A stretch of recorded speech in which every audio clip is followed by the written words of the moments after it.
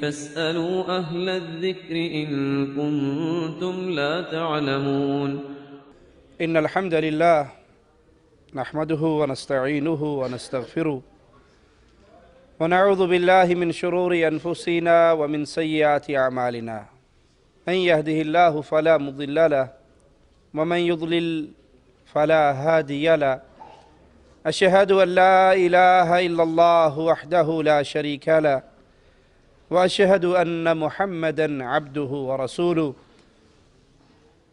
أما بعد أعوذ بالله من الشيطان الرجيم بسم الله الرحمن الرحيم قل هو الله أحد الله الصمد لم يلد ولم يولد ولم يكن له كفوا أحد۔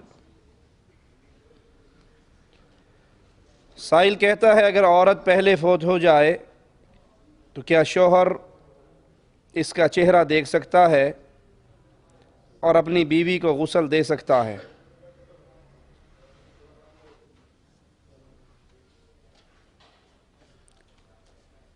رسول اللہ صلی اللہ علیہ وسلم وفات سے کچھ پہلے بقیع قبرستان سے جب ہو کر آئے تو آپ کے سر میں درد شروع ہوا۔ سیدہ عائشہ رضی اللہ تعالی عنہا فرماتی ہیں کہ میرے سر میں بھی شدید درد تھا، تو اللہ کے حبیب علیہ السلام نے سر درد کی شدت کی بنا پر فرمایا وَرَأْسَا، کہ میرے سر میں درد ہے۔ سیدہ کائنات نے فرمایا اللہ کے نبی صلی اللہ علیہ وسلم میرے سر میں بھی بہت درد ہے۔ تو آپ نے سیدہ کے ساتھ گفتگو کرتے ہوئے فرمایا کہ اگر تم مجھ سے پہلے فوت ہو گئی تو میں تمہیں غسل دوں گا، میں تمہیں غسل دوں گا۔ ابو بکر صدیق رضی اللہ عنہ وارضا اپنے آخری ایام میں اپنے بیٹے عبد الرحمن سے کہتے ہیں کہ جب میں فوت ہو جاؤں تو اپنی والدہ کی مدد کرنا مجھے غسل دینے میں۔ اللہ کے نبی صلی اللہ علیہ وسلم نے اپنی زوجہ سے کیا کہا؟ اے عائشہ اگر تو فوت ہو گئی میری زندگی میں تجھے غسل دوں گا۔ ابو بکر صدیق نے کیا کہا؟ میری بیوی مجھے غسل دے گی، اے عبد الرحمن تو اپنی والدہ کی مدد کرنا جب وہ مجھے غسل دے، اس کو پانی پکڑانا، اس کو چیزیں پکڑانا، اس کی مدد کرنا۔ تو ان دونوں واقعات سے کیا ثابت ہوا کہ خاوند اپنی بیوی کو غسل دے سکتا ہے، بیوی اپنے خاوند کو غسل دے سکتی ہے۔ یہ مولویوں کا ڈھونگ ہے۔ دوسرے الفاظ میں یوں کہنا چاہیے کہ مولویوں کے پیٹ بھرنے کا دھندے کا طریقہ ہے۔ وہ کہتے ہیں جی مرتے ہی اب نکاح ٹوٹ گیا ہے، آپ اپنی بیوی کا منہ نہیں دیکھ سکتے۔ پہلی بات تو ان سے پوچھئے اس کی دلیل کیا ہے؟ جو یہ نکاح ٹوٹا، خامند بھی اللہ کی جنت میں چلا گیا، بیوی بھی اللہ کی جنت میں چلی جائے گی، مومنہ اگر ہوئی، دونوں مواحد ہیں، مولوی صاحب اوتھے نکاح تو پڑھائیں گا؟ یہ جو اب ٹوٹا ہے دوبارہ نکاح کون کروائے گا؟ کہا جی آپ نہیں اس کا منہ دیکھ سکتے، بس حرام ہو گئی آپ پر۔ اگر وہ حرام کا فتویٰ نہ دیں، منہ دیکھنے سے نہ روکیں، تو وہ مولوی کی بیوی جو عورتوں کو آ کر غسل دیتی ہے اور غسل کے نام پہ 1000 500 1500 جو بھی توفیق ہوتی ہے لوگ اس کی مدد کرتے ہیں، وہ کاروبار بند ہو جائے گا۔ ہر خاوند اپنی بیوی کو خود ہی غسل دے لے گا۔ مولوی کی بیوی کے غسل کا دھندا، اس کا کاروبار، اس کے روپے پیسے، وہ کفن کے طور پہ ملنے والی چارپائی، اس کا جوڑا، اس کی جوتی، وہ سب بند ہو جائے گی۔ اس لیے مولویوں نے فتویٰ دے دیا کہ خلاص بیوی فوت ہوئی، آپ اس کا منہ نہیں دیکھ سکتے، آپ پیچھے ہٹ جائیں۔ یہ made in India, made in Pakistan مسئلہ ہے اپنا پیٹ بھرنے کے لیے۔ ہونا یہ چاہیے کہ خاوند اپنی بیوی کو خود غسل دے، بیوی اپنے خاوند کو خود غسل دے، جیسے ابو بکر صدیق نے اپنی بیوی کو حکم دیا، جیسے مصطفیٰ علیہ السلام نے اپنی زوجہ محترمہ سے کہا۔ جنازہ بھی خود پڑھنا چاہیے، غسل بھی خود دینا چاہیے، جنازہ بھی خود پڑھنا چاہیے۔ آپ کی بیوی، آپ کی والدہ، آپ کے والد، آپ کے بھائی فوت ہوئے ہیں تو مولوی صاحب کو جنازے کی نماز پر کھڑا کرنے کی بجائے آپ خود جنازے کی نماز پڑھیں۔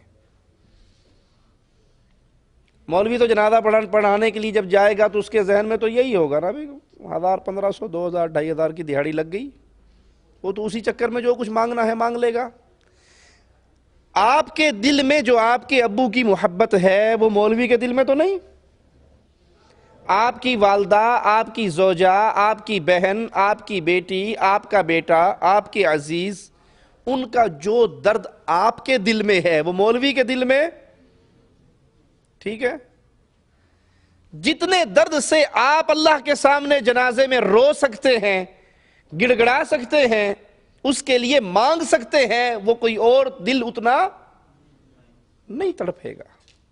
لہذا جنازے کی نماز بھی یاد کریں، جنازے کی دعائیں بھی یاد کریں، اور اگر کوئی قریبی فوت ہو جائے اس مولوی صاحب سے کہیں کہ میرے ابو فوت ہوئے ہیں، میرا دل چاہتا ہے میں اس کا جنازہ پڑھوں، میرا دل چاہتا ہے میں اپنی بیوی کا جنازہ پڑھوں، میں اپنی والدہ کا جنازہ پڑھوں۔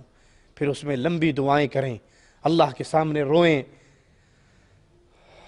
یہ جنازے کی نماز مسلمان کا دوسرے مسلمان کے لیے تحفہ ہے، اللہ کے لیے۔ ہر بھائی سوچے ہم میں سے کتنے ہیں جن کو جنازے کی دعائیں یاد ہیں؟ تو امام صاحب اعلان کر دیتے ہیں، نیت کروا دیتے ہیں، اتنی تکبیریں ہوں گی، یہ ہوگا وہ ہوگا، اور پیچھے گونگے آ کر کھڑے ہو جاتے ہیں۔ گونگے کھڑے ہیں جنازے پہ، نہ کوئی دعا آتی ہے، نہ کچھ پڑھنا آتا ہے، نہ کچھ کہنا آتا ہے، زبان حال سے جیسے کہہ رہے ہوں بخشنا ہے بخش دے اللہ، نہیں بخشنا نہ بخش، سانو کی ہے تو چپ کر کے کھلوتے ہیں، سانو کوئی شاندی کوئی نہیں، کھڑے ہیں چپ کر کے۔ اس سے بڑا بدنصیب اور کون ہوگا جو اپنے باپ کے جنازے کی نماز میں کھڑا ہو اور باپ کے لیے اللہ سے معافی مانگنے کی دعائی نہ اسے آئے؟ اس سے بڑا بدنصیب اور کون ہوگا جس کی ماں کا جنازہ پڑا ہے اور وہ اس کی نماز پڑھ رہا ہے جنازے کی، لیکن اسے نہیں معلوم وہ اپنے رب سے اپنی ماں کی، اپنی والدہ کی معافیوں کا سوال کیسے کرے۔ انڈین گانے سن لیجئے، 10 20 30 گانے سب کو یاد ہوں گے، قوالیاں یاد ہوں گی، شعر و شاعری یاد ہوگی، اور الٹی سیدھی باتیں بڑی یاد ہوگی۔ اگر نہیں یاد 100 میں سے 90 آدمیوں کو نہیں یاد تو جنازے کی نماز نہیں یاد، جنازے کا طریقہ بھی نہیں یاد۔ 2 رکعت نماز اندھیرا جو حال امام کا وہی میرا، اللہ اکبر۔ تو اللہ کے لیے جنازے کی نماز خود یاد کیجئے، اپنے بچوں کو یہ دعائیں یاد کروائیں۔ آپ والدین ہیں، ابھی آپ حیات ہیں، اپنے بچوں کو جنازے کی دعائیں یاد کروائیں۔ کل کو آپ مر جاؤ گے، کم از کم پیچھے کھڑے ہوگے، آپ کے لیے آخری نماز تو سکون سے پڑھ لے گا۔ اور آپ نے اس کو انگلش کی سمریاں رٹا دی، فزکس رٹا دی، بیالوجی رٹا دی، میتھ کروا دیا، سب کچھ کروا دیا، اور جنازے کی دعائیں یاد نہیں کروائی۔ آخری وقت آپ کو یہ کیا دعا دے گا؟ یہ مسئلہ مولویوں کا ڈھکوسلا ہے کہ عورت مر جائے تو اس کا چہرہ نہیں دیکھ سکتے، ایسی بات نہیں ہے۔ خاوند اپنی بیوی کو غسل بھی دے سکتا ہے۔ کیا قبر پہ کھڑے ہو کر اذان دینا جائز ہے؟ کسی صحیح حدیث سے قبر پہ کھڑے ہو کے اذان دینا محمد کریم صلی اللہ علیہ وسلم کی حدیث کے مطابق ہمیں علم نہیں کہ کوئی صحیح حدیث ہو جس میں اللہ کے نبی نے یہ تعلیم دی ہو، صحابہ کرام نے یہ عمل کیا ہو۔ یہ بدعت ہے جو لوگوں نے بنا لی ہے۔ کہتے ہیں جی وہ اذان دینے سے فرشتے میت سے حساب لینا چھوڑ دیں گے۔ اذان سن کر شیطان کا بھاگنا تو ذکر حدیث میں آتا ہے، فرشتوں کے بھاگنے کا ذکر ہم نے کہیں نہیں پڑھا۔ اذان دو شیطان بھاگتا ہے، لیکن آپ کی اذان سے اگر فرشتے میت کا حساب چھوڑ کے بھاگنے لگ جائیں، واللہ عالم، ہم نے یہ کبھی نہ سنا ہے، نہ پڑھا ہے، نہ کہیں دیکھا ہے۔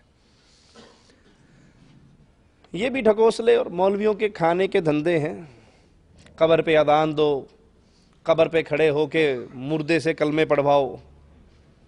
نہیں یقین آپ کو تو دیکھ لیجئے طاہر القادری صاحب کو۔ طاہر القادری صاحب کا ایک مرید تنویر قریشی فوت ہو گیا۔ وہ جنازے کے بعد قبر پہ لوگ آئے تو قادری صاحب کہنے لگے دعا وغیرہ سے فارغ ہو کر کے اب آپ چلے جاؤ، میں اور مفتی صاحب، ایک اور بڑے مفتی صاحب کھڑے تھے، ہم دو باقی رہیں گے، ہمارا کام باقی ہے، تمہارا کام ہو گیا، تم جاؤ۔ پھر ہاتھ سے اشارہ کرتے ہیں دور چلے جاؤ۔ پھر مفتی صاحب سے کہتے ہیں آپ اذان دو۔ مفتی صاحب قبر پہ کھڑے ہو کے اذان دیتے ہیں۔ اذان میں کیا ہے؟ حی علی الصلاۃ، حی علی الفلاح۔ مردیا اٹھ کے نماز پڑھ لا، ٹائم ہو گیا، اس نے نماز پڑھنی ہے۔ یہ اذان تو زندوں کے لیے پکار ہے۔ وہ تو مر گیا، جو مٹی میں دفن ہو گیا، اب اس کا دارالعمل ختم ہو گیا، دارالحساب شروع ہو گیا۔ اب اس سے اذان کا آوازہ اور پکار۔ پھر قادری صاحب اس کی قبر پہ کھڑے ہو کر اسے پورا کلمہ پڑھاتے ہیں، پڑھ میرے بیٹے، پڑھ جیسے دنیا میں پڑھتا تھا، لا الہ الا اللہ محمد الرسول اللہ، اب پڑھ صلی اللہ علیہ وسلم۔ جس نے دنیا میں توحید کا کلمہ نہ سیکھا، نہ پڑھا، نہ شرک سے بعد آیا، نہ شرک سے برات کی، اس کی قبر پہ کھڑے ہو کے کوئی مولوی جتنا مرضی شور کر لے، اس کے شور کرنے سے وہ یہ رٹا مارنا تو نہیں ہے کہ آپ رٹا مار لو اور نیچے والا سن کے بوٹی لگا لے۔ یہ دنیا کے امتحان میں بوٹی چلتی ہے، آخرت کے امتحان میں بوٹی سمجھتے ہو نا؟ پیپر دینے جب جاتے ہیں تو اپنے پاس سے سوال لکھ کے ساتھ چھپا کے لے جاتے ہیں، آنکھ بچا کے کوئی دیکھ تو نہیں رہا، وہ نکال کے پیپر حل کر دیتے ہیں اور نمبر لے کے باہر آ جاتے ہیں۔ قادری صاحب سمجھے کہ شاید قبر کے اندر بھی بوٹی لگ جائے گی، وہ اوپر سے بوٹی لگوا رہا ہے اس کو کہ فرشتہ آ گیا ہے، کہ ربی اللہ، کہ دینی الاسلام، کہ نبی محمد صلی اللہ علیہ وسلم۔ رٹے مارنے سے یہ کام ہو، اوپر سے کھڑے ہو کے یاد کروانے سے یہ کام ہو، تو پھر کون جہنم میں جائے گا؟ سارے مولوی سٹیج پہ آ کر کھڑے ہو جائے، قبروں پہ سپیکر لگا لیں بڑے بڑے اور اس کو سنا دیں، یاد کرا دیں، پڑھا دیں۔ یہ بدعات ہیں، یہ خرافات ہیں، یہ کھانے کے دھندے ہیں۔ ہمیں نہیں پتا قادری صاحب کا مرید یہ کتنا مالدار تھا۔ بہرحال جو مالدار لوگ دیکھ رہے ہوں گے وہ ابھی سے وصیتیں شروع کر دیں گے، پتر قادری صاحب کو میری قبر پہ لے کے آنا، وہ مجھے کلمہ پڑھائیں مرنے کے بعد۔ خلاص بکنگ شروع ہو گئی، کاروبار چل پڑا، اللہ خیر صلی اللہ، دھندا شروع ہو گیا۔ محمد وعلى آله وصحبه وبارك وسلم اللهم صل على سيدنا ومولانا محمد اللهم صل على سيدنا ومولانا محمد اللهم صل على سيدنا ومولانا محمد وعلى آله وصحبه وبارك وسلم اللهم صل على سيدنا ومولانا محمد اللهم صل على سيدنا ومولانا محمد وعلى آله وصحبه وبارك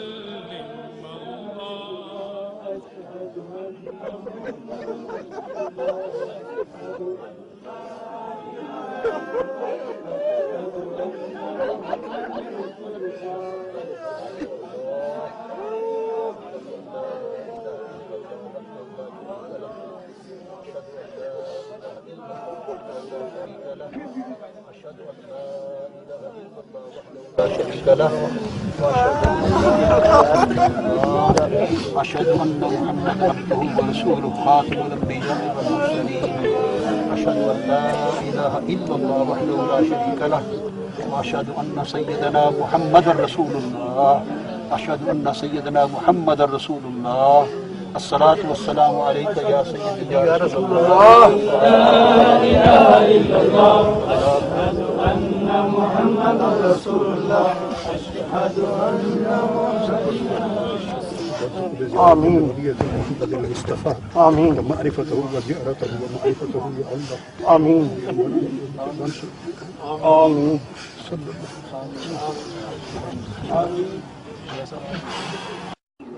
تمام احباب اب حج چلے جائیں گے. حدیث پاک ہے کہ جب آپ واپس ہٹیں گے تو آپ کے قدموں کی آہٹ تنویر قریشی اب سنیں گے.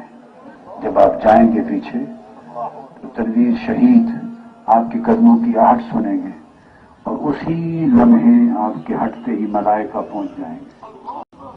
آپ سارے روانہ ہو جائیں گے. اور میں نے شیخ الحدیث صاحب کو کچھ پڑھنے کھڑے ہو کے اذان کہیں گے اور کچھ پڑھنے کے لیے کہا ہے. میں آپ لوگ ہٹ جائیں گے, کچھ دیر تک میں یہاں کھڑا رہوں گا اور پھر میں کچھ وقفے کے بعد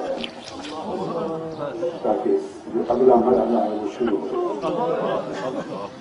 اللہ اکبر اللہ اکبر اللہ اکبر اللہ اکبر اشہد ان لا الہ الا اللہ اشہد ان لا الہ الا اللہ اشہد ان محمدا رسول اللہ قد قامت الصلاة اللہ اکبر اللہ اکبر لا الہ الا اللہ لا الہ الا اللہ لا الہ الا اللہ. مخدوم قریشی صاحب, آپ یاد کریں دنیا کے اندر آپ موجود تھے اور کلمہ طیبہ پڑھا کرتے تھے اور اپنے نبی کریم سرکار دو عالم رحمت للعالمین صلی اللہ تعالی علیہ وآلہ وسلم پر دل و جان سے ایمان رکھتے تھے اور پڑھا کرتے تھے لا الہ الا اللہ محمد رسول اللہ. پڑھو میرے بیٹے تنویر قریشی پڑھو. لا الہ الا اللہ محمد رسول اللہ. پڑھو, یاد کرو. لا الہ الا اللہ محمد رسول اللہ. پڑھو لا الہ الا اللہ محمد رسول اللہ.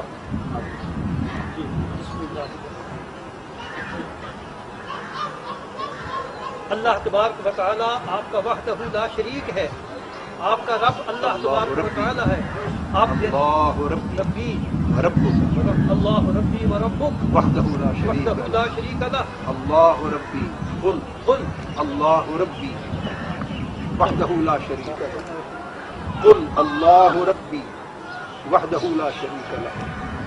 قل اللہ ربی وحدہ لا شریک لہ.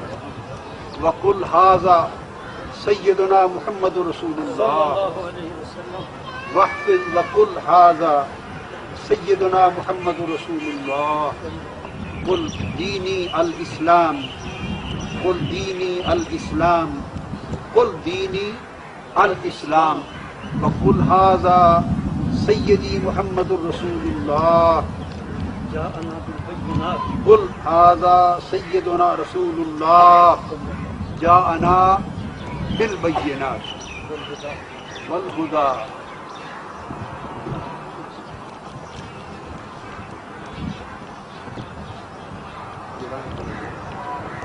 یاد کریں آپ دنیا کے اندر کہا کرتے تھے لا الہ الا اللہ محمد رسول اللہ صلی اللہ علیہ وسلم.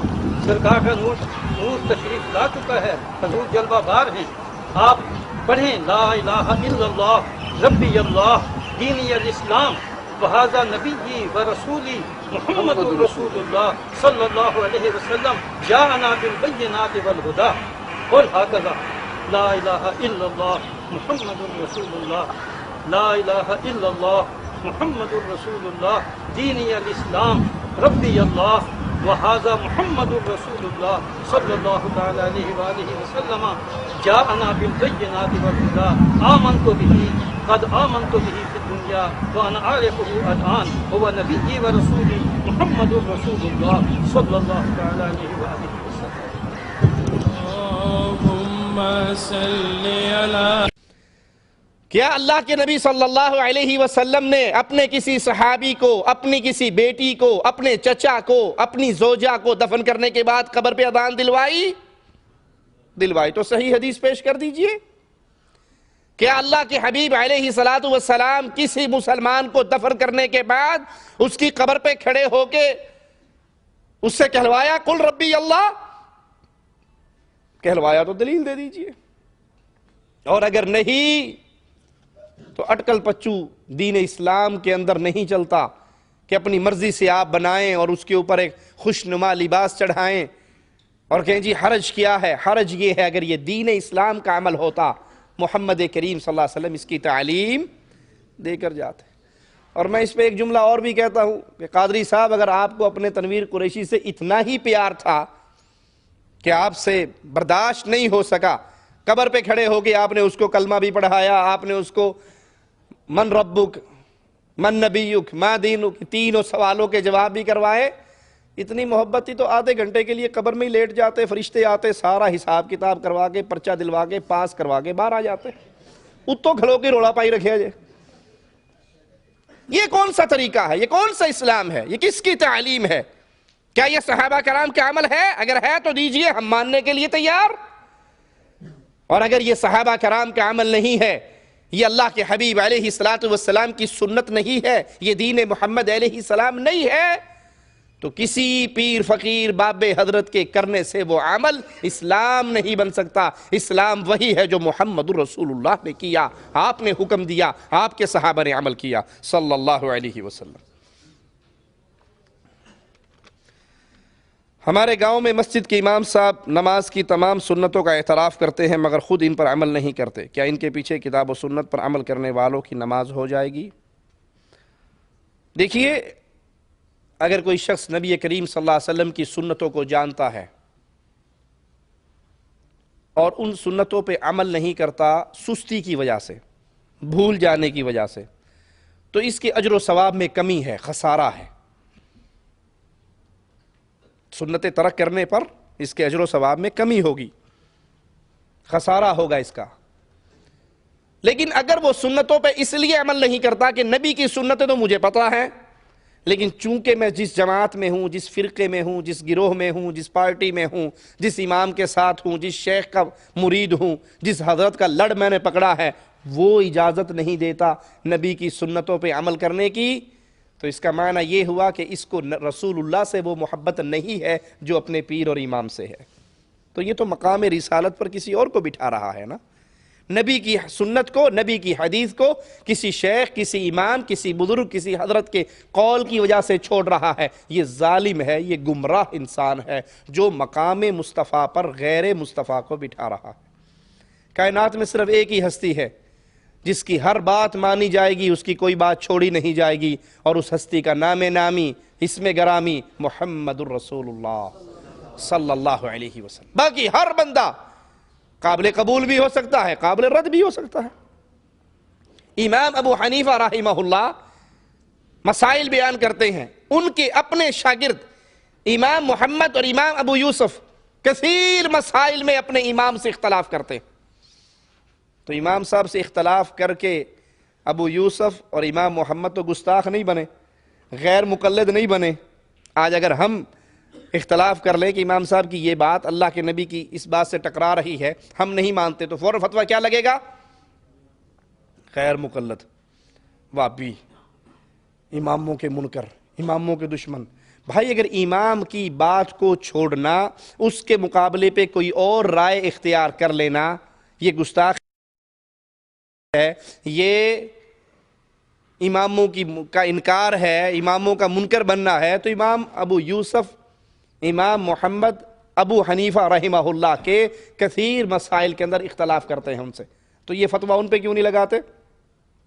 ہمارا یہ عقیدہ ہے، ہر امام کی عزت کی جائے، ہر کسی کے ساتھ پیار کیا جائے، ادب کیا جائے، احترام کی نگاہ سے دیکھا جائے، اچھے الفاظ سے ان کو یاد کیا جائے، لیکن فائنل اتھارٹی وہ صرف آمنہ کے لال محمد الرسول اللہ کو مانا جائے صلی اللہ علیہ وسلم۔ کیا محرم کے مہینے میں شادی کر سکتے ہیں؟ بعض لوگ کہتے ہیں کہ نہیں کرنی چاہیے۔ قرآن و حدیث میں ایسا کوئی حکم ہمارے علم میں نہیں جس میں اللہ اور اس کے رسول صلی اللہ علیہ وسلم نے منع کیا ہو کہ محرم میں کوئی شادی نہ کرے۔ نہ قرآن حکیم کی کوئی ایسی آیت ہمارے علم میں ہے، اور نہ حدیث رسول صلی اللہ علیہ وسلم ہم نے پڑھی، سنی، دیکھی، اپنے علماء سے سنی۔ اگر کسی کے علم میں کوئی ایسی حدیث ہے کہ اللہ کے حبیب علیہ السلام نے فرمایا محرم میں کوئی شادی نہ کرے، آمنا وصدقنا، نبی کی حدیث آنے کے بعد تو ہماری گردن نہیں اٹھ سکتی، فوراً جھکا لیں گے، مان لیں گے۔ اور اگر آپ بھی کہتے ہیں کہ ایسی حدیث تو نہیں ہے، لیکن چونکہ سیدنا حسین رضی اللہ عنہ وارضاہ شہید ہوئے کربلا میں، ان کی شہادت کی وجہ سے اس غم کو مناتے ہوئے محرم میں شادی نہیں ہونی چاہیے، تو اللہ کے نبی علیہ السلام کی شریعت میں غم کتنے دنوں کے لیے ہوتا ہے؟ بیوی کے علاوہ۔ اگر خامند مر گیا ہے تو بیوی کا جو غم ہے وہ 4 مہینے 10 دن اس کی عدت ہے، باقی سب کے لیے غم کتنا ہے؟ 3 دن کا غم ہے۔ سیدنا حسین کی شہادت کا غم، اس پہ افسوس، وہ بھی 3 دن کے لیے، اس کے بعد ماجرا ختم ہو گیا۔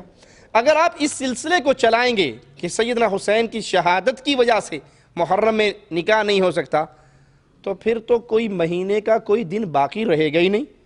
کسی مہینے میں سیدنا حسین شہید ہوئے، کسی میں حسن شہید ہوئے، کسی میں علی شہید ہوئے، کسی میں عمر شہید ہوئے، کسی میں عثمان شہید ہوئے۔ خود رسول اللہ صلی اللہ علیہ وسلم کی وفات علماء کے ایک گروہ کے مطابق اس زہر سے ہوئی جو یہودیہ نے کھلایا تھا، تو ربیع الاول میں بھی منع ہوگی شادی، پھر تو کوئی مہینہ بچے گا ہی نہیں شادی کے لیے۔ یہ تعلیم اسلام کی تعلیم نہیں ہے۔ اگر اسلام کی تعلیم ہے تو ہمیں قرآن و حدیث کی کوئی ایک دلیل دے دیجئے جس میں اللہ اور اس کے رسول صلی اللہ علیہ وسلم نے محرم کے مہینے میں شادی کرنے سے منع کیا۔ اہل حدیث اور دیوبند میں کیا فرق ہے؟ اہل حدیث اور علماء دیوبند کے عقائد میں بنیادی فرق اللہ کی وحدانیت اور عقیدہ توحید پر ہے۔ اہل الحدیث عقیدہ وحدت الوجود کو کفر کا عقیدہ مانتے ہیں۔ وحدت الوجود یہ صوفیاء کا ایک عقیدہ ہے کہ نعوذ باللہ کائنات میں جو کچھ ہے وہ اللہ کی مختلف صورتیں ہیں۔ اللہ تعالیٰ کے بارے میں ایک من گھڑت موضوع روایت صوفیاء پیش کرتے ہیں، کنتو کنزن مخفیاً، کہ میں چھپا ہوا خزانہ تھا، پھر میں نے اپنا آپ ظاہر کرنا چاہا، اب دنیا میں جو کچھ ہے وہ میری ہی صورتیں ہیں۔ یہی عقائد تقریباً تمام علماء دیوبند کے ہیں۔ یہ عقیدہ کفر کا عقیدہ ہے۔ علامہ صالح الفوزان حافظہ اللہ وہ فرماتے ہیں یہود و نصارہ کے کفر سے بڑا کفر عقیدہ وحدت الوجود کا عقیدہ ہے۔ نصارہ نے عیسیٰ اور اللہ ان دو کو الہ مانا، عیسیٰ کو اللہ کا بیٹا مانا۔ یہود نے عزیر کو اللہ کا بیٹا مانا، کوئی 2 الہ کا قائل ہوا، کوئی 3 الہ کا قائل ہوا۔ عقیدہ وحدت الوجود یہ ہے کہ کائنات میں جو کچھ ہے نعوذ باللہ وہ اللہ ہی کی مختلف صورتیں اور شکلیں ہیں۔ تو یہ کفر اتنا بڑا کفر ہے کہ تاریخ میں اس کفر کی مثال کسی اور جگہ سے نہیں ملتی۔ لہذا سب سے بنیادی اختلاف اللہ کی وحدانیت پر ہے، عقیدہ توحید پر ہے۔ اہل الحدیث کا عقیدہ ہے کہ اولیاء اور انبیاء فوت ہو کر اللہ کی جنتوں میں چلے گئے، وفات کے بعد قبر میں دفن ہونے کے بعد انہیں ہماری زندگی کا شعور نہیں ہے اور ہمیں ان کی زندگی کا شعور، وہ اللہ کی جنتوں میں ہے۔ انبیاء کی قبریں مٹی پر اللہ نے انبیاء کے پیارے جسموں کو حرام کر دیا ہے۔ مٹی انبیاء کے جسموں کو نہیں کھا سکتی۔ اللہ چاہے جس ولی کے جسم کو بچا لے، لیکن جس کے بارے میں نص ہے شریعت کی وہ انبیاء کے بارے میں ہے کہ اللہ کے انبیاء مٹی پر حرام ہیں، وہ ان کی قبریں جنت کا باغ ہیں، وہ برزخ کی زندگی میں ہیں، وہ جنت کی زندگی میں ہیں۔ ہمیں ان کی زندگی کا شعور اور انہیں ہماری زندگی کا شعور نہیں ہے۔ علماء دیوبند کا یہ عقیدہ ہے کہ نہیں، انبیاء اپنی قبر کے اندر زندہ ہیں، اولیاء اپنی قبر میں زندہ ہیں۔ فضائل اعمال، فضائل صدقات، فضائل حج یہ بھرے پڑے ہیں اس قسم کے واقعات سے۔ کسی نے اللہ کے نبی صلی اللہ علیہ وسلم کی قبر پہ جا کر سلام کہا، آپ کا ہاتھ چومنا چاہتا ہوں تو اللہ کے نبی کا ہاتھ باہر نکلا، کسی نے روٹی مانگی تو اللہ کے نبی نے روٹی دے دی، کسی کی ماں بیمار ہو گئی تو اللہ کے نبی صلی اللہ علیہ وسلم نے باہر آ کر اس کی ماں کے پیٹ پہ ہاتھ پھیر دیا۔ اس سے یہ عقیدہ پیش کرتے ہیں کہ نبی المہند علی المفند کے اندر علماء دیوبند کا عقیدہ ہے کہ انبیاء اپنی قبر میں دنیا کی زندگی کے ساتھ زندہ ہیں۔ کسی کے ذہن میں یہ اختلاف نہ آئے کہ اہل الحدیث اور علماء دیوبند کا اختلاف آمین رفدین فاتحہ کا اختلاف ہے، یہ بہت بات کا بڑا نجی اختلاف ہے، مسائل کا اختلاف ہے۔ اس سے بہت پہلے اہل الحدیث اور علماء دیوبند کے درمیان عقائد کا اختلاف ہے۔ ہم جو فوت ہو جائے ان سے مانگنا، ان کو اپنی قبر میں ایسے زندہ ماننا جیسے وہ دنیا میں ہیں، ان کو پکارنا، اس کو شرک مانتے ہیں، اس کو جائز نہیں مانتے، اور یہاں ان بزرگوں کی کتابیں ان واقعات سے بھری پڑی ہیں۔ جمعے کی نماز فرض ہے، واجب ہے، کتاب و سنت کی روشنی میں وضاحت کریں۔ جمعے کی نماز مسلمانوں پہ فرض ہے۔ ہاں اجازت دی گئی ہے اگر کوئی مسافر ہے یا کوئی بیمار ہے تو وہ اپنے گھر کے اندر ظہر کی نماز ادا کرے گا۔ مردوں کے اوپر فرض ہے کہ وہ جمعہ جماعت کے ساتھ ادا کریں۔ مسلمانوں کی تمام جماعتوں میں آپس میں اتحاد کی کیا صورت ہے؟ مسلمانوں میں اتحاد کی ایک ہی صورت ہے کہ سب اللہ کی توحید پہ اکٹھے ہو جائیں۔ جو ہمارے ہاں بعض لوگوں میں تصور ہے کہ جی اختلافات بھلا کر مل جائیں۔ ایک اختلاف وہ ہے جس کے کرنے سے بندہ کافر نہیں ہوتا۔ میں مثال دیتا ہوں آپ کو۔ آپ نے ہاتھ سینے پر باندھا، آپ نے ہاتھ ناف کے نیچے باندھا، آپ نے ہاتھ چھوڑ دیے۔ سینے پہ باندھنے والا ناف کے نیچے باندھنے والے کو کافر، ناف کے نیچے باندھنے والا چھوڑنے والے کو کافر نہیں کہہ سکتا۔ مسائل کا اختلاف ہے، غلطی لگ سکتی ہے، حدیث کے سمجھنے میں فرق آ سکتا ہے، حدیث کے پہنچنے میں کوئی مسئلہ ہو سکتا ہے، ٹھیک ہے، یہ مسائل ہے، اس کا تارک کافر نہیں ہوگا۔ کچھ مسائل ہیں جن کا تعلق لا الہ الا اللہ سے ہے، قبروں پہ سجدے کرنا، قبروں کا طواف کرنا، غیر اللہ کو پکارنا، ان کو مشکل کشا حاجت روا سمجھنا، ان کو سب کچھ کرنے والا سمجھ کے پکارنا، یہ اللہ کی توحید کے اندر شرک کی ملاوٹ ہے۔ اس کے ہوتے ہوئے اتحاد نہیں ہو سکتا۔ توحید ایک بنیادی چیز ہے جس پر پوری امت مسلمہ اکٹھی ہو سکتی ہے، اور اگر توحید پہ امت اسلام اکٹھی نہ ہو پھر قیامت کے دن یہ کسی اور مسئلے پہ اکٹھی نہیں ہو سکتی۔ شرک سے باز آ جائیں، دو بنیادی چیزیں ہیں، شرک سے باز آ جائیں، اللہ کی عبادت میں کسی کو شریک نہ ٹھہرائیں، محمد کریم صلی اللہ علیہ وسلم کی اطاعت کے اندر کسی اور کو حقدار نہ بنائیں کہ نبی کی بات بھی ٹھیک ہے اور ہمارے امام صاحب جو فرما دے وہ بھی ہمارے لیے حرف آخر ہے۔ حرف آخر، آخری بات، اتھینٹک بات وہ محمد الرسول اللہ صلی اللہ علیہ وسلم کی ہے۔ اختلافات کی وجہ ہی یہ ہے کہ امت نے محمد کریم صلی اللہ علیہ وسلم کے علاوہ بھی کچھ ہستیاں ایسی پکڑ لی ہیں جن کا ہر فرمان وہ اپنے لیے حرف آخر سمجھتا ہے۔ یہ کہتے ہیں میرے پیر نے کہا، وہ کہتا ہے میرے پیر نے کہا، وہ کہتا ہے میرے امام نے کہا، تو لڑائی اپنے آپ ہونی ہے۔ انہیں کہو بھائی سب پیروں نے ٹھیک کہا، سب پیروں نے اچھا کہا، سب اماموں نے ٹھیک کہا، لیکن اگر ان اماموں میں سے کسی امام کی، کسی پیر کی، کسی مرشد کی بات امام اعظم قائد اعظم محمد الرسول اللہ سے ٹکرا جائے گی، ہر امام کی بات غلط ہوگی، امام اعظم محمد کریم کی بات ٹھیک ہوگی صلی اللہ علیہ وسلم۔ محرم کے روزے کے بارے میں کیا حکم ہے؟ روزہ 9 اور 10 تاریخ کو رکھا جائے یا ایک روزہ رکھا جائے؟ عاشورے کے دن 10 تاریخ کو یہودی روزہ رکھتے تھے۔ اللہ کے نبی صلی اللہ علیہ وسلم نے پوچھا یہ کیسا روزہ ہے؟ یہودیوں نے کہا آج اللہ نے موسیٰ علیہ السلام کو نجات دی تھی، اس کے شکرانے پہ ہم روزہ رکھتے ہیں۔ تو اللہ کے حبیب علیہ السلام نے فرمایا موسیٰ ہمارا بھائی ہے علیہ السلام، ہم زیادہ حقدار ہیں کہ ہم اس دن روزہ رکھیں۔ اور پھر فرمایا اگر میں اگلے سال زندہ رہا تو 9 کا بھی روزہ رکھوں گا یہودیوں کی مخالفت میں۔ تو اصل روزہ کون سا تھا؟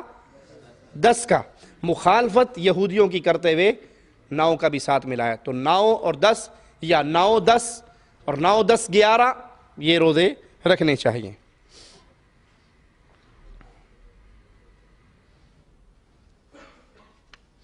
میدان عرفات میں خطبے کی آواز نہیں آتی، ایسے لوگ حج کے ثواب میں تو کمی نہیں ہوتی؟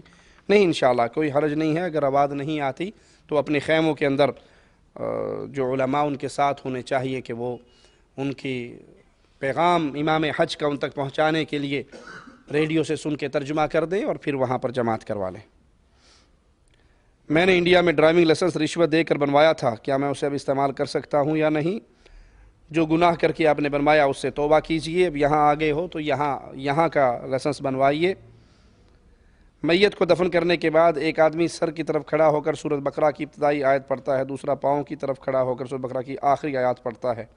हमारे इल्म में ऐसी कोई हदीस नहीं है जिसके अंदर ये हुक्म हो कि दफन करने के बाद तुम उसके सरहाने और उसके पैंतियों पे खड़े होकर इस तरह आयत पढ़ो। अगर अल्लाह के नबी सल्लल्लाहु अलैहि वसल्लम की सही हदीस किसी के पास है तो हमें भी दे दे, हम भी उसको मानने के लिए तैयार हैं। और अगर फरमान मुस्तफ़ा नहीं है तो किसी आदमी का कौल उस वक़्त तक दीन नहीं बनता जब तक वो मोहम्मद करीम की सुन्नत के मुताबिक ना हो। किसी भाई की सास बीमार हैं, अल्लाह उनको शिफाए कामिला अजल अता फरमाए। जो भाई तसरीह के बग़ैर हज पर जाते हैं, इनका क्या हुक्म है? अब तो हज हो गया, तसरीह के साथ किसी ने किया या बग़ैर तसरीह के किया। बहरहाल मुसलमान हुक्मरान ने जो कानून बनाए हैं तो मुसलमानों को चाहिए अपने मुस्लिम हुक्मरान के कानून की पासदारी करें। मुशरिक औलाद क्या वालिद की वारिस बन सकती है और नाफरमान के बारे में क्या हुक्म है? काफिर मुसलमान का वारिस नहीं और मुसलमान किसी काफिर का वारिस नहीं।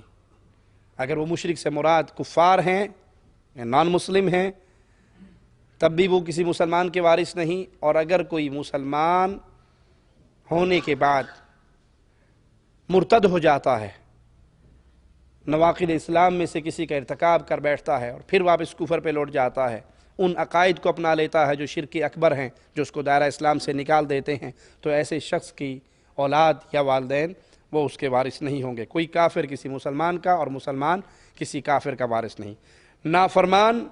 नाफरमान की सज़ा अल्लाह उसको दुनिया आखिरत में देगा, लेकिन नाफरमानी की वजह से उसको जायदाद से बेदखल नहीं किया जा सकता, जायदाद में उसका हक़ रहेगा। वल्लाहु आलम। अगर इलाके में सही अक़ीदा रखने वालों की मस्जिद ना हो तो क्या मुशरिक लोगों की मस्जिद में जाकर अपनी नमाज अकेले पढ़ सकते हैं? कोई हर्ज नहीं। अगर उस मस्जिद में कब्रें ना हों, अगर उस मस्जिद में कब्रिस्तान कब्रें बना दी गई हैं, बाबा जी की, पीर साहब की कब्रें हैं, तो जिस मस्जिद में कब्र हो वहाँ पे नमाज नहीं होती, ऐसी सूरत में अपने घर में नमाज पढ़े, अपनी बीवी बच्चों को पीछा खड़ा करके उनकी जमात बना ले।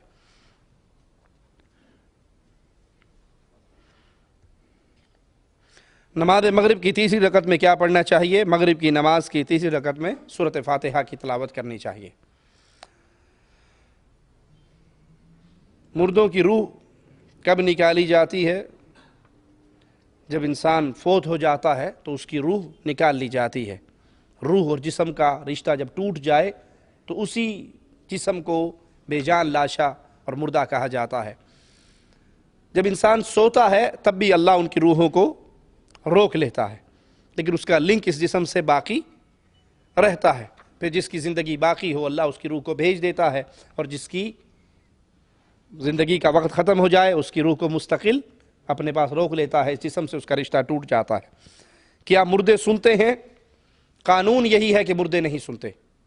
कानून क्या है? इन्नका ला तुस्मिउल मौता, आप मुर्दों को सुना नहीं सकते। अल्लाह जिसको चाहे सुना दे। कानून क्या है कि मुर्दे नहीं सुनते, लेकिन अल्लाह जिसको चाहे सुनाना सुना दे।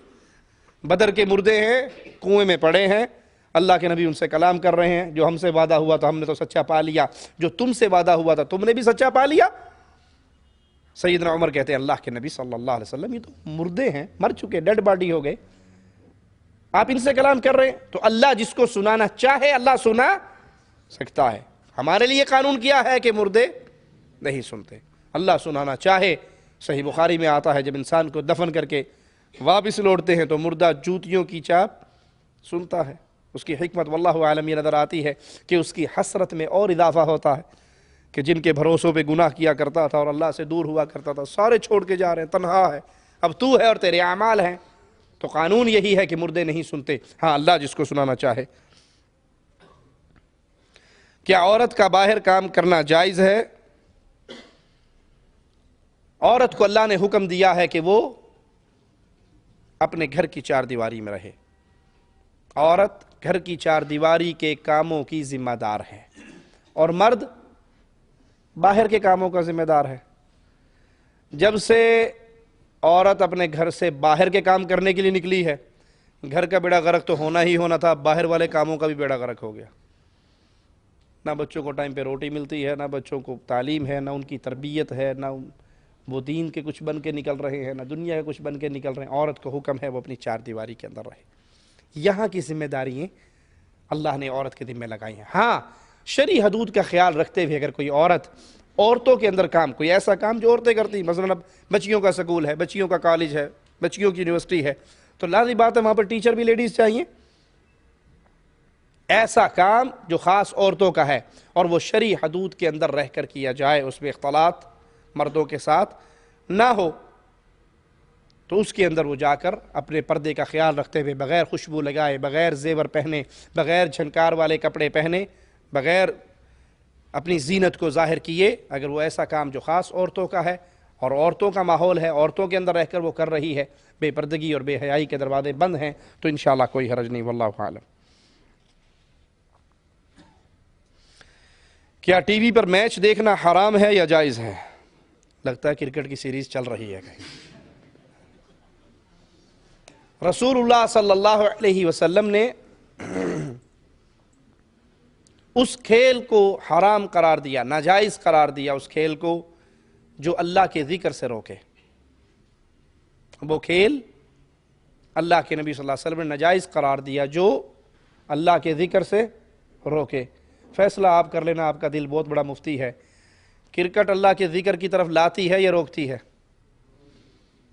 جی، شاہد افریدی صاحب کی بیٹنگ چل رہی ہو تو نماز کا بلاوا آ جائے، اذان ہو جائے، تو کتنے لوگوں کا دل چاہتا ہے کہ یہ چھوڑ چھاڑ کے بھاگ جائیں، ہم پہلے جا کے نماز پڑھ لیں، اور افریدی کا کیا ہے، چلو کوئی نہیں، یہ آور نہیں تو اگلے آور کی بیٹنگ دیکھ لیں گے۔ دل چاہتا ہے مولوی صاحب آج کی نمازیں رہنے دو، کوئی بات نہیں، سونے سے پہلے ساری اکٹھی پڑھ لیں گے، لیکن آج تو انڈیا پاکستان کا کرکٹ میچ ہے۔ تو آپ کا دل بھی مانتا ہے کہ یہ کرکٹ کا کھیل اللہ۔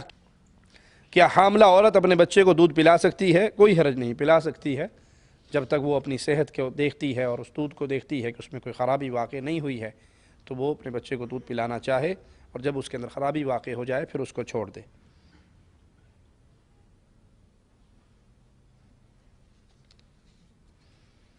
لونڈی کس کو کہتے ہیں؟ اس سے نکاح کس طرح کیا جاتا ہے اور یہ کس طرح جائز ہے؟ لونڈی کے نکاح کی فکر کرتے ہو؟ لونڈی سے پہلے منڈی بھی کٹتی ہے۔ لونڈی ہوتی ہے جب خلیفۃ المسلمین جہاد کے لیے اپنی فوجوں کو روانہ کرتا ہے، وہ مار کے لڑتے ہیں، جہاد کرتے ہیں، کفار کے ملکوں پہ پہنچ کر انہیں پہلے اسلام کی دعوت دیتے ہیں، وہ اسلام قبول نہ کرے، پھر ان سے جزیے کا سوال کرتے ہیں، وہ جزیے پر بھی نہ مانے، تو پھر ان سے جہاد کیا جاتا ہے۔ اس کی صورت میں جو ان کی عورتیں گرفتار ہوں، بچے گرفتار ہوں، مرد گرفتار ہوں، ان کو غلام اور لونڈیے بنایا جاتا ہے۔ تو لونڈی لینے کے لیے دیکھا مشوار کتنی کرنی پڑی؟ صرف لونڈی کے چکر میں نہ رہو، دیکھو درمیان میں کہاں کہاں سے ہو کے جانا پڑ رہا۔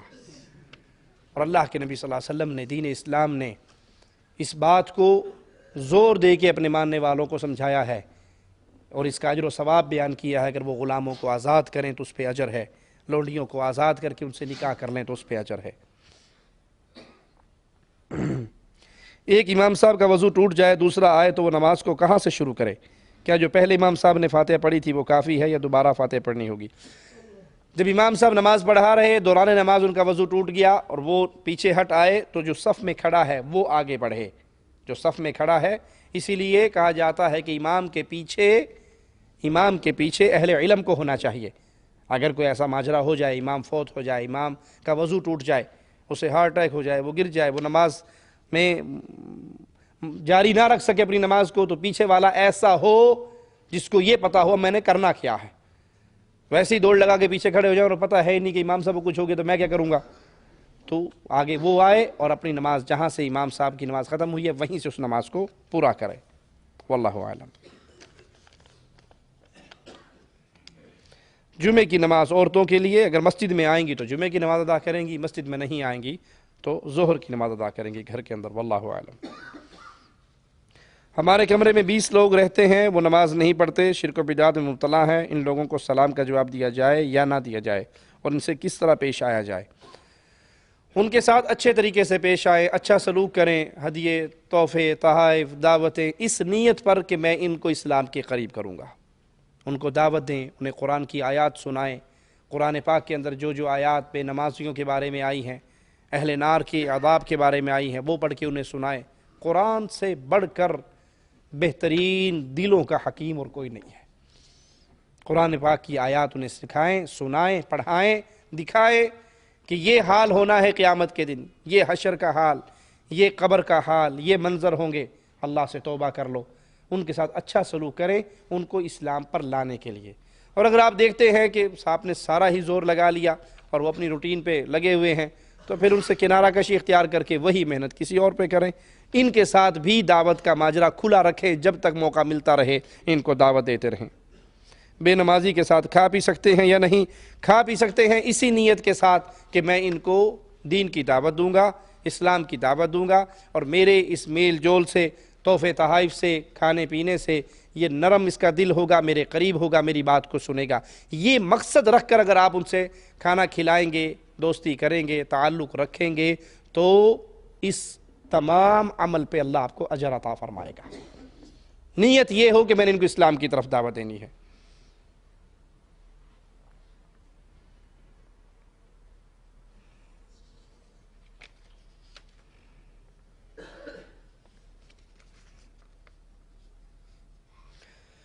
کیا جمعے کو 2 اذان دینا بدعت ہے؟ اگر بدعت نہیں تو اہل حدیث جمعے کو 2 اذان کیوں نہیں دیتے؟ جمعے کو 2 اذان رسول اللہ صلی اللہ علیہ وسلم کے صحابی سیدنا عثمان رضی اللہ عنہ وارضہ نے شروع کی۔ جمعے میں 2 اذانیں سیدنا عثمان کے دور میں شروع ہوئی رضی اللہ تعالی عنہ وارضہ۔ اور اللہ کے نبی صلی اللہ علیہ وسلم کا فرمان ہے، علیکم بسنتی، تمہارے اوپر میری سنت کو پکڑنا لازم ہے، اور میرے خلفائے راشدین کی سنت کو پکڑنا بھی لازم ہے۔ تو یہ خلیفہ ثالث کی سنت رضی اللہ عنہ وارضہ۔ مدینے میں آبادی بڑھ گئی، آبادی پھیل گئی، تو ایک اذان بازار میں ہوتی تھی، بازار میں ایک جگہ مخصوص تھی جہاں پہ اذان دی جاتی تھی، اور وہ لوگوں کے لیے پیغام ہوتا تھا کہ اب نماز کا ٹائم، جمعے کا وقت قریب ہو گیا ہے، اور دوسری نماز وہ خطیب کے ممبر پر بیٹھنے کے وقت دی جاتی تھی، وہ مسجد کے اندر ہوتی تھی۔ تو کوئی سیدنا عثمان کی سنت پہ عمل کرے تو ٹھیک ہے، کوئی حرج نہیں ہے، خلیفۃ المسلمین کی سنت ہے۔ اور اگر کوئی اس کا یہ جواب دے کہ حضرت عثمان نے تو بازار میں دی تھی، اور اس کی وجہ یہ تھی کہ آبادی بہت بڑھ گئی تھی، علماء کے 2 گروہ ہیں، ایک کا یہ قول ہے، یہ قول ہے، آبادی بہت بڑھ گئی تھی، ان تک آواز نہیں پہنچتی تھی، یہ آواز پہنچانے کا ذریعہ تھا، آج تو سپیکر کے ذریعے آواز پہنچ جاتی ہے، یا گھڑیوں کا ٹائم موجود ہے۔ تو بہرحال دونوں طریقوں پہ عمل کیا جا سکتا ہے، واللہ عالم۔ ایک اللہ کے نبی صلی اللہ علیہ وسلم کی سنت سے ثابت ہے، اور ایک خلیفۃ المسلمین کی سنت سے ثابت ہے۔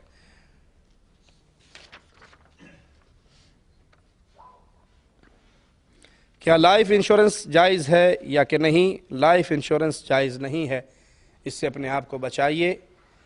حلال رزق کا اللہ سے سوال کیجیے، حلال رزق کھانے کی کوشش کیجیے، حلال رزق اپنی اولاد کو کھلانے کی کوشش کیجیے۔ جو حلال رزق پہ جسم پلتا ہے، توحید پر ہے، ایمان پر ہے، نماز پہ ہے، تو اللہ سے امید ہے کہ وہ انشاءاللہ اللہ کی جنت میں داخل ہوگا۔ اور جو حرام پہ پلتا ہے، جو گوشت حرام مال پہ تیار ہوتا ہے، اس کا ٹھکانہ جہنم کی آگ ہے۔ اللہ سے دعا ہے اللہ ہماری خطاؤں کو معاف فرما دے، اللہ ہماری سیاہکاریوں کو معاف فرما دے۔ اقول قولی ھذا واستغفر اللہ لی ولکم ولسائر المسلمین فاستغفروہ انہ ھو الغفور الرحیم۔